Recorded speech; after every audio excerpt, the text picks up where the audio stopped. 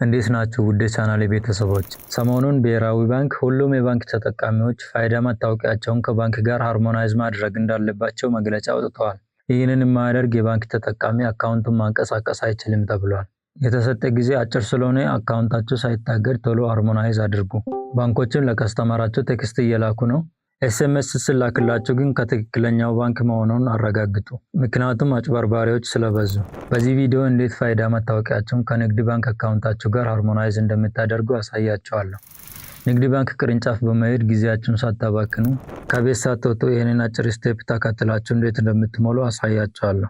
በቀን ብዙ ሰው ስለሚሞክር ሊንኩ ያስቸግራል። ስለዚህ በማታ ለመሙላት ሞክሩ።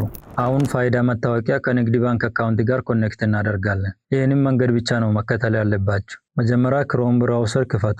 ከስልካችሁም ሆነ ከኮምፒውተር ስቴፑ ተመሳሳይ ነው። ከዛ cbfaida.cb.com.et ብላችሁ ሰርች አድርጉ። ሊንኩን ዲስክሪፕሽን ስር አስቀምጬላችኋለሁ። ኮመርሻል ባንክ ኦፍ ኢትዮጵያ ፋይዳ ቬሪፊኬሽን ብሎ እንደዚህ ያመጣላችኋል። አካውንት ነምበር የሚለው ላይ ክሊክ አድርገን ንግድ ባንክ አካውንታችንን እናስገባለን። ከዛ ጌት ኦቲፒ የምትለውን ክሊክ እናደርጋለን። ንግድ ባንክ አካውንት ስንከፍት የሞላነው ስልክ ላይ ኦቲፒ ይላካል። ያንን ኦቲፒ በአንድ ደቂቃ ውስጥ እዚህ ቦታ ላይ መሙላት አለብን። በአንድ ደቂቃ ውስጥ ኦቲፒው ካልተላከ ሪሰንድ የሚለውን ክሊክ እናደርጋለን። ከዛ ቬሪፋይ ኦቲፒ የምትለው ላይ ክሊክ እናደርጋለን። ፕሮሰስ አድርጎ ፋይዳ ቬሪፋይ ወደምናደርግበት ቦታ ይወስደናል።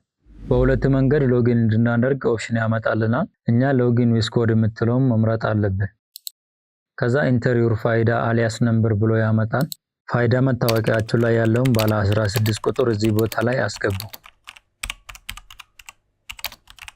ከዛ ሰንድ ኮድ የሚለው ላይ ክሊክ አድርጉ። ፋይዳ መታወቂያ ላይ የተመዘገበው ስልክ ቁጥር ላይ ኮድ ልክልናል። በ3 ደቂቃ ውስጥ ኮዱ ስልካችን ላይ ካልመጣ ሪሰንድ ብለን ማግኘት እንችላለን። ኮዱ ስልኬ ላይ መጥቶልኛል። ስለዚህ እዚህ ቦታ ላይ እሞላለሁ። ከጨረሳችሁ በኋላ ቬሪፋይ የሚለውን ክሊክ አድርጉ።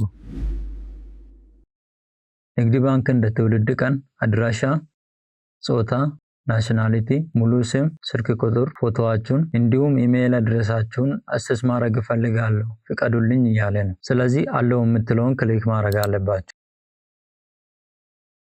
የፋይዳ መታወቂያ መረጃችሁን እዚህ ቦታ ያመጣል። አክሰፕት እንደ አፕዴት የምትለውን ክሊክ አድርጉ። በዚህ ሁኔታ ንግድ ባንክ አካውንት ከፋይዳ መታወቂያ ጋር ሃርሞናይዝ እናደርጋለን። ከዚህ ውጪ ቬሪፋይ እናደርግላችኋለን የሚሉት ገንዘባችሁን ሊዘርፉ ስለሆነ እንዳትበሉ። እስከ መጨረሻ ስለተከታተላችሁ አመሰግናችኋለሁ። ቪዲዮ ከጠቀማችሁ ደግሞ ላይክ አድርጉ። ቻናሉንም ሰብስክራይብ አድርጉልኝ። በቀጣይ ቪዲዮ እንገናኛለን። እስከዛ ሰላም ነው።